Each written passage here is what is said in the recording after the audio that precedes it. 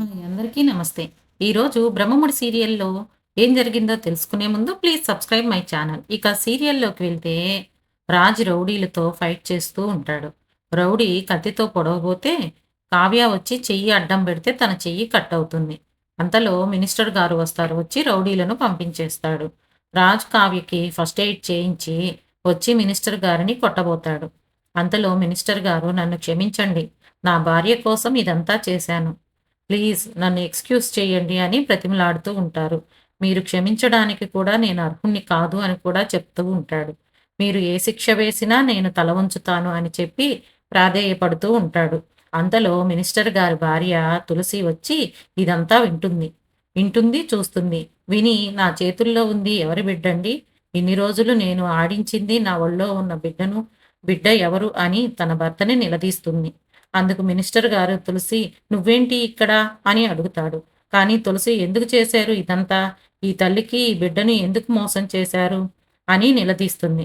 దాని బదులు ఇంత విషం ఇచ్చి చంపాల్సింది అని చెప్పి బాధపడుతూ కావ్యతో "సారీ కావ్య, మీ మొహం చూడలేకపోతున్నాను. నా భర్త చేసిన తప్పుకు నేనే క్షమించమని అడుగుతున్నాను. నాకు నా కడుపున పుట్టిన బిడ్డే కావాలి. ఇదిగోండి మీ పాప" అని చెప్పి తన చేతికి అందిస్తుంది.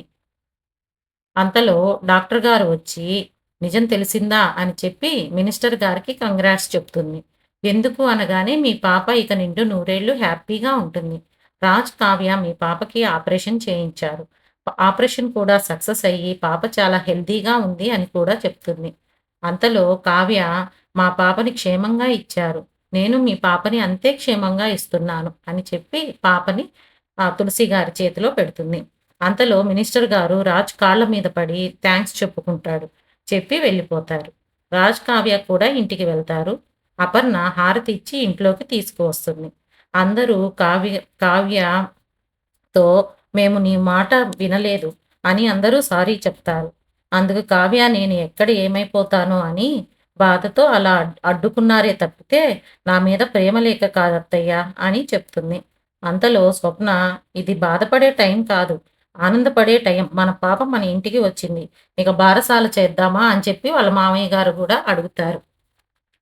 అంతలో "అప్పు నా డెలివరీ తర్వాత ఇద్దరికీ కలిసి ఒకసారే చేద్దాము" అంటుంది. అలా అందరూ అనుకోని హ్యాపీగా ఫీల్ అవుతుంటారు. ఇంతలో రుద్రాని పిచ్చెక్కినట్లు బిహేవ్ చేస్తూ ఉంటే రాహుల్ వెళ్ళి వాళ్ళ మమ్మీకి సర్ది చెప్తూ ఉంటాడు. పైగా "నువ్వు సేవ్ అయ్యావు మమ్మీ.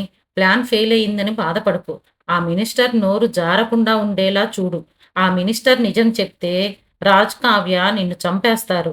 ఈ ప్లాన్ వెనక నువ్వే ఉన్నట్లు తెలియకుండా చూసుకో" అని చెప్పి హెచ్చరిస్తాడు రాహుల్ రుద్రాణిని. అనగానే ఆ రుద్రాణి మినిస్టర్ గారిని కలిసి తన ద్వారానే మళ్ళీ ఇంట్లోకి నేను అడుగు పెడతాను అని డిసైడ్ అవుతుంది. ఇంతలో రాజ్ బిడ్డ దగ్గర కూర్చొని తనకి సారీ చెప్తూ తన్ని ముద్దాడుతూ ఉంటాడు. అంతటితోటి ఈరోజు ఎపిసోడ్ అయిపోతుంది. ఇక రేపటి ఎపిసోడ్‌లో రాజ్, కావ్య సమాజం కోసం ఒక చారిటీ ట్రస్ట్ పెట్టాలని చెప్పి డిసైడ్ అవుతారు. ఆ మాట ఫ్యామిలీతో డిస్కస్ చేస్తూ ఉంటారు. అంతటితోటి ఈరోజు ఎపిసోడ్ అయిపోతుంది. ఇక రేపటి ఎపిసోడ్‌లో ఏం జరిగిందో తెలుసుకునే ముందు please subscribe my channel. Thank you all of you.